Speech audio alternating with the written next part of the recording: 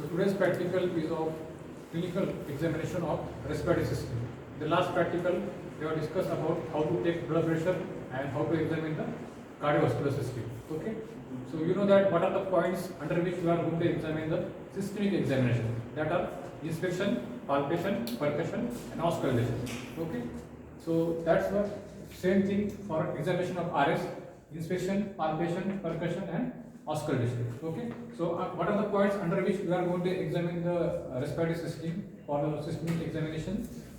First is inspection. In that inspection, we are going to examine size and shape, the movement of the chest, expansion of the chest, accessory muscles of respiration, and position of trachea. Before starting the respiratory system, you know what are the inspiratory muscles and expiratory muscles.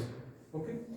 Normal inspiratory muscles are external intercostal muscles and diaphragm. Okay, these are the two normal inspiratory muscles, and normal expiration is passive process. Okay. Then what are the accessory muscles of respiration? That means during exercise, during exertions, what are the different accessory muscles required for inspiration and expiration? So for the inspiration, you know that sternocleidomastoid muscles, laryngeal muscles, serratus anterior muscles. These are the accessory muscles of respiration, inspiration. Okay. And for expiration, abdominal muscles and internal intercostal muscles. These are the accessory expiratory muscles. Okay. Then what are the points? Then what are the symptoms? For example, in cardiovascular system, you have seen chest pain is suggestive of involvement of cardiovascular system. Same thing for the respiratory system. What are the symptoms that are suggestive of involvement of respiratory system? Cough, then cold, cough with expectoration. These are the symptoms suggestive of involvement of respiratory system. Okay. Then I will demonstrate on subject how we will examine the inspection, palpation, percussion and auscultation. Now inspection, size and shape of the chest wall. Okay. In the last practical in cardiovascular system, you have examined how to examine the symmetry of the chest wall. So how to examine? You have to stand tangentially on the forehead of the subject. We ask the subject to expose the chest part, okay, and see for the symmetry of the chest wall. So normally, in normal subject, the symmetry of the chest wall is symmetrical. Okay. So if there is a asymmetry of the chest wall, the causes may be because of abnormality of the heart, like in case of pericardial effusion. Okay. Then problem of the lung, that is a pleural effusion. Okay. Then problem of the spinal cord, that is lateral bending of the spinal cord, that is called as lordosis. Okay. Sorry, scoliosis. Then forward bending of the spinal cord, that is called as kyphosis. Okay. So in which there is a symmetry of the chest wall becomes asymmetrical. Okay, chest wall becomes asymmetric. Then anterior, posterior and transverse diameter. That thing, for that purpose we require the measuring tape, that I will be able to tell you in detail in palpation part. Okay, how to examine the anterior, posterior diameter and the transverse diameter. Movement of the chest. For in that we are going to examine the respiratory rate, movement of the chest, respiratory rate, then rhythm and type of breathing. Okay. So how will examine for the respiratory? How will examine for count the respiratory rate? In male and female, the type of breathing. These are two types of breathing: abdominal thoracic and thoraco-abdominal. That means which movements get prominent. Now, for example, in female, the thoracic movements are more prominent during respiration. Okay. That's why in female the movements is called as thoraco-abdominal, because the thoracic movements is more prominent. While in male, the abdominal movements are more prominent during respiration, and that's why that is called as abdominal thoracic breathing. Okay. So type of breathing in male it is a abdominal thoracic, while in case of female it is a thoraco-abdominal. Okay. So how will count the respiratory rate on inspection? On inspection, you just look the movement. And in case of male, you are going to examine the movement of the abdomen for whole 1 minute. Okay. So normal respiratory rate is 12 to 18 per minute. This is the normal respiratory rate. Okay. It is. And if it is increased more than 18, that is called as tachypnea. That is increased respiratory rate. Same thing in a heart rate, we have seen tachycardia. That is increased heart rate. So same thing for the respiratory system. Respiratory rate, increase in respiratory rate is called as tachypnea, while decrease in respiratory rate is called as bradypnea. Okay. Then what are the physiological causes of increased respiratory rate? That is during anxious condition, anxiety, then during exercise condition, okay, And in pathological condition like asthma, in asthma patient there is an increase in the respiratory rate. Okay. Then rhythm, whether the rhythm is regular or not. Okay, same thing in heart rate. We have seen how to calculate, how to check the rhythm. Okay, so same thing in normal subject, the rhythm is regular. But what are the abnormal thing? That is called as the different types of abnormal breathing is there. That is called as chain stroke breathing. This is pathological condition in which chain stroke breathing. Then Kussmaul's breathing.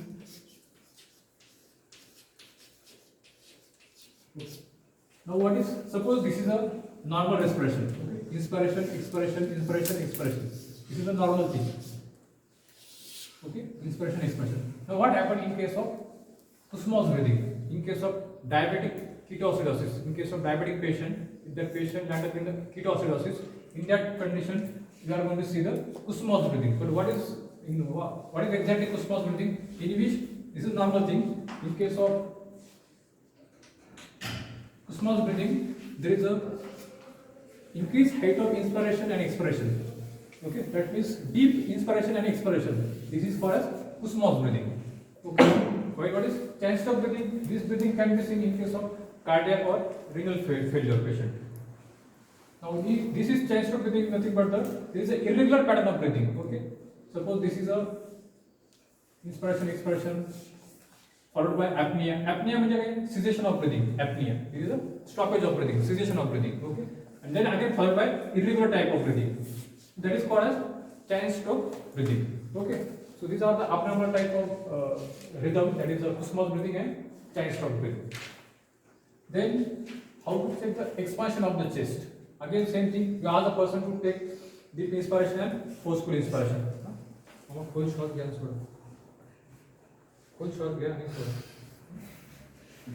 So you are going to see the expansion on both sides, whether the right side of chest and left side of chest there is an equal expansion is there or not. That is called as movement of the chest. Okay, and accessory muscles of respiration. Now in normal subject, which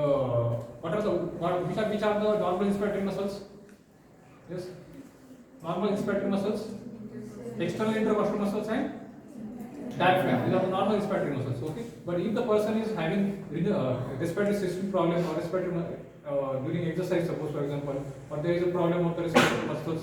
Okay, in that there is a accessory muscles of respiration get work. Okay, and that's why if the accessory muscles of respiration is working, that means that person is having some problem in the respiratory system. Okay, that is called, or that person is having dyspnea. Dyspnea means difficulty in breathing. Okay, dyspnea, that is called as difficulty in breathing. Okay, position of trachea and apex bit. In the last practical, we have seen how to examine the apex bit. Okay, how to examine apex bit? We have to again stand tangentially at the foot end of the subject and see for the maximum upthrust on the left side of the chest. That is called as apex bit. For trachea, you ask the person to sit. You ask the person to sit and see for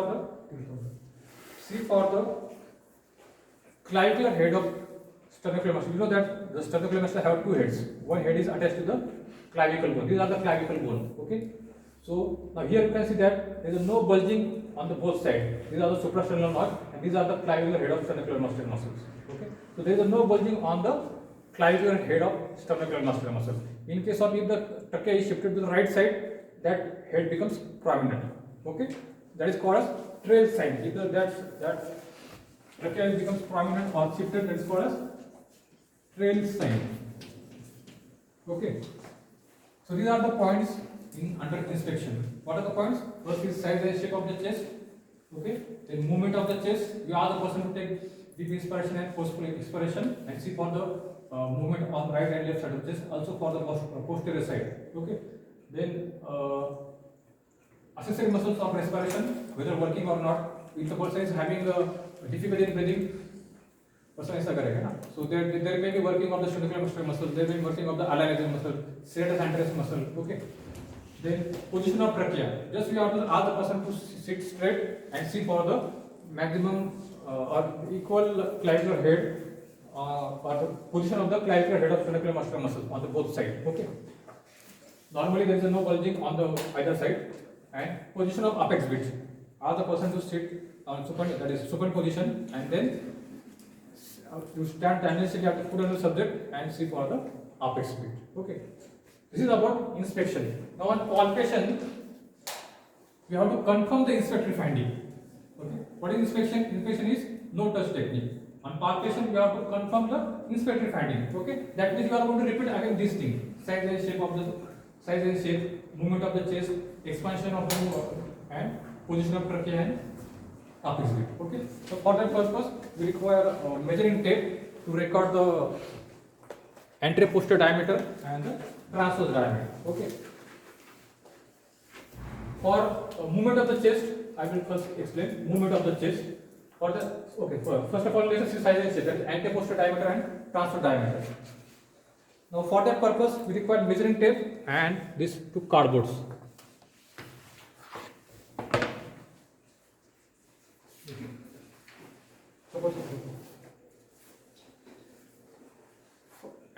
For anterior posterior and transverse diameter, we consider as a nipple as a landmark, because at the level of nipple there is a maximum expansion of the chest wall take place during inspiration and expiration. Okay, so you can place for the anterior posterior diameter, you can place cardboard, and you can check. I mean, it's on this side. You can place cardboard, and then the level of the couch and this cardboard at the level of nipple, you can measure the in centimeter or in inch. Okay, so like that way you can measure the anterior posterior diameter like this. Okay, for transverse diameter, you can ask the person to hold the cardboard in the axilla like this. Okay, and again same at the level of nipple, you can measure the transverse diameter. Okay, understood? For the this is transverse diameter, and couch to axilla, at the level of nipple, that is a anterior posterior diameter. Normally, the transverse diameter is more in normal subject. Transverse diameter is more than the anterior posterior diameter. Okay. Then, what are the condition in which this diameter, anterior posterior diameter, and normally which is the transverse diameter is more than the anterior posterior diameter? Condition in which the transverse diameter is or anterior posterior diameter is more than the transverse diameter, that is called as in case of rickets. What is rickets? Rickets is a vitamin D deficiency in which the anterior posterior diameter is more than the transverse diameter. Okay, उसमें क्या होगा? There is a bulging of the this sternum. Okay, sternum is protruded. Because of that, there is an increase in the anterior posterior diameter. Okay. Then second, expansion of the chest. How we examine the expansion of the chest and movement of the chest. Okay. The position of the subject is sitting.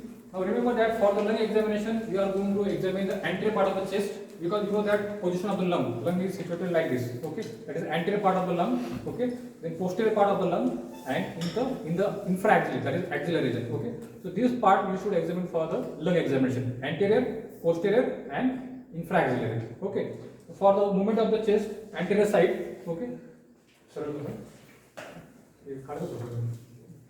for anterior side of the chest, you place your both the palm, partially spread out fingers in the such a way that your both the thumbs are in the mid-sternal line. Okay, mid-sternal line is nothing but the line, arbitrary line which is passing through the middle of the sternum. Okay, you place partially spread out finger like this and ask the person to take forceful inspiration and expiration. Yes.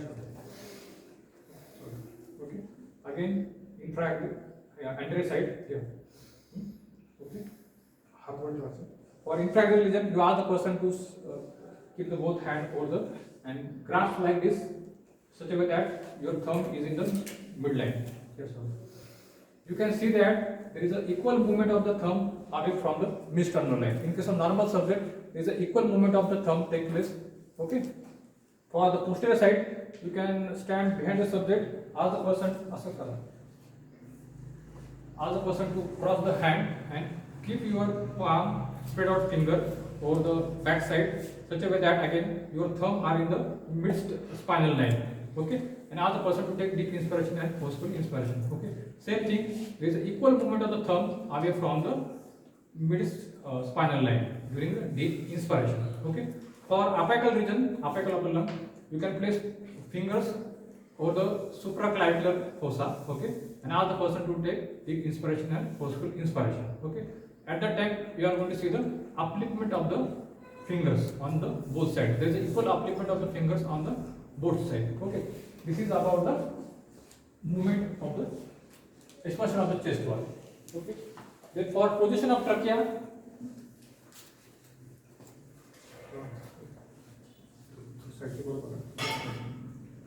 you are going to, there are two methods. One is you are going to, with the help of index finger and the middle finger, you are going to just press at the suprasternal notch in between the trachea and the sternocleidomastoid muscles. Normally there is no resistance field as the trachea is centrally placed, but if there is a trachea shifted to the right side, suppose, you can feel the resistance at the index finger, okay. This is one method. Second method is with the index finger and the ring finger, just place at the suprasternal notch and then follow the trachea. Normally you can feel that trachea is on the central place, okay. But if the trachea is shifted to one of the sides, your finger also move on that particular side, okay. That is called as shifting of the trachea, okay. What are the causes of shifting of trachea? Again, because there are some causes from the that is called push and pull mechanism. Push matlab, if suppose this trachea shifted to the right side, that can be caused because of the push mechanism present on the left side. For example, accumulation of the fluid in the left side of the lung, that is called as pleural effusion. It will shift the trachea to the opposite side. That is called push mechanism. And pull means, like in case of pulmonary fibrosis, lung fibrosis, it will drag the trachea toward the same side. Okay, so these are the push and pull mechanism. Then how to examine the apex bit? You know how to palpate the apex bit by palm. You place your palm over the on supine position. You place your palm over the left side of the chest wall, that is precordium. Okay, and then feel for the upthrust by palpation method. Okay. Now on percussion, you know what are the rules of percussion. You have to use the middle finger of the left hand, middle finger of the right hand. Movement should be at the wrist joint. Okay, and also percuss from the lateral to medial side. There are three types of notes. What are the three types of notes? Yes, resonant over the lung area, tympanic over the abdominal area, and the dull over the solid organs. Okay, so for the anterior side of the lung, apex, for apex you can percuss over the supraclavicular region. Okay, this is a lung like this. Okay, so apex is present in the supraclavicular region. This is the anterior side. You can percuss like this. Okay, then you can percuss along the midclavicular line in like this. So this is a resonant node. Same thing on the right side. You can percuss from the second intercostal plane. Okay. So you can compare. So over the heart's area there is a dull node. Okay, you can compare. This is a dull. Now this is a dull node. And this is a resonant node. So like that way you can percuss over the anterior side of the chest, back side of the chest, and in the infraaxillary region. Okay. So if the normal lung is there or the normal subject is there, you can hear on the right side all over the chest resonant node. Okay. While over the right side, left side also you can hear the resonant node, except area where the heart is present. तो कौन सा आएगा आपने को dull node आ जाएगा. Okay.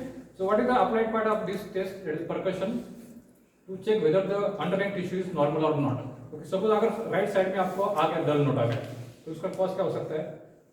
Maybe because of accumulation of the fluid in the lung, that is pleural effusion. Okay. So this is the applied part of the percussion. So how to percuss?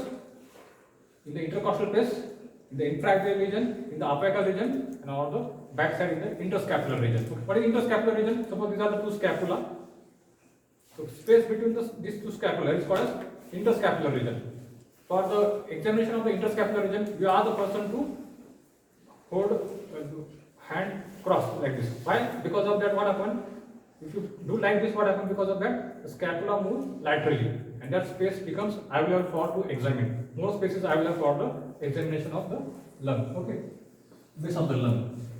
Now this is percussion. Now auscultation. On auscultation, you are going to examine the air entry.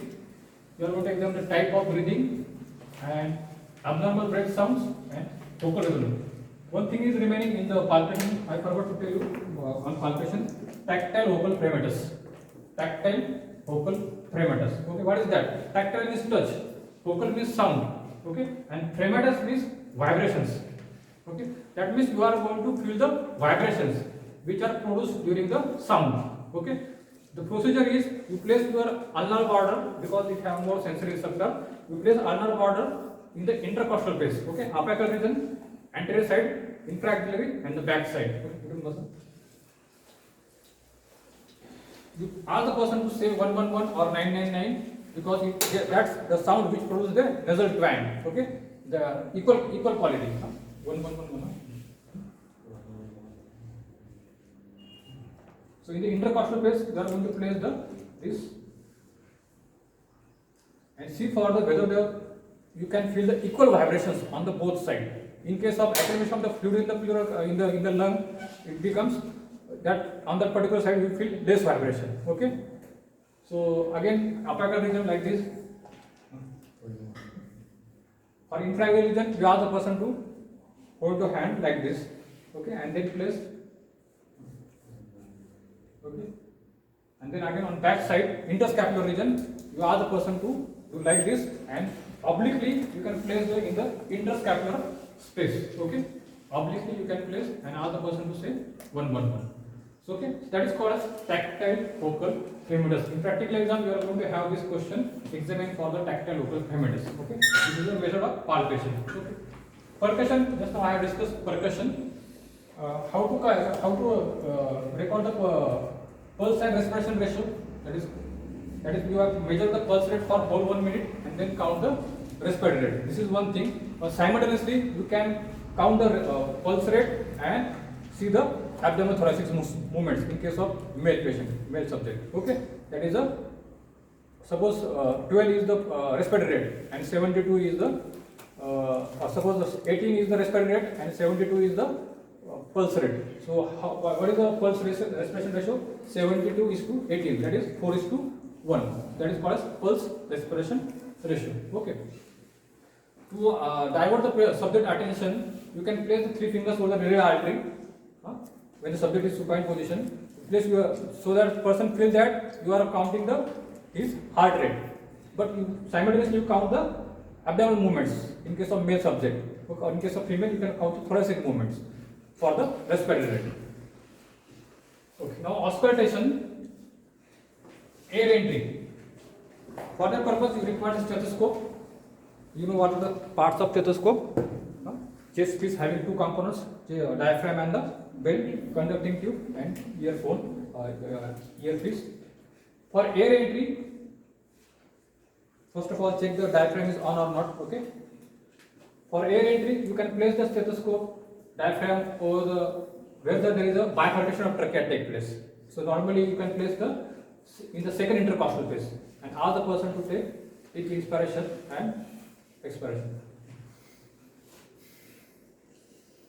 Okay. So check whether the air entry is equal or not. That means when the person takes inspiration, the air enters into the 2 principal bronchi, right principal bronchi and left principal bronchi. Okay. So at the second intercostal place, you can check for the air entry. Okay. Then type of breathing. Now there are 2 types of breathing present in normal subject: vesicular type of breathing, vesicular, and second is bronchial type of breathing. So bronchial, what is meant by vesicular? It is a rustling of leaves. In your journal they have given rustling of leaves. What is the rustling of leaves? That is nothing but when you crush the dry leaves, the dry leaves of the your tree. That sound is called as rustling of leaves. Okay, and that sound you are going to hear over the anterior side of the chest. Okay, and the back side of the chest, posterior side, back base of the lung. Okay, while bronchial breathing is nothing but when you blow the sound in the pipe.